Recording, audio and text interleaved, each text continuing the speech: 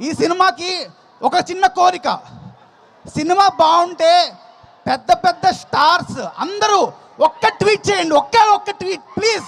మా కోసం సినిమా బాగుంటే ఒక్క ట్వీట్తో చాలామంది ఈ సినిమా చూస్తారు. మీ ట్వీట్ చాలా చాలా ఇంపార్టెంట్ మాకు. ఓకే, ఇంకొక విషయం చెప్తా లాస్ట్లో.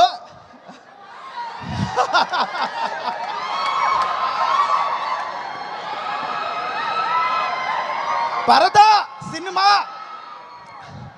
చాలామంది అంటున్నారు, పరదా అంటే ఏదో బుర్కా అలా అంటున్నారు కదా.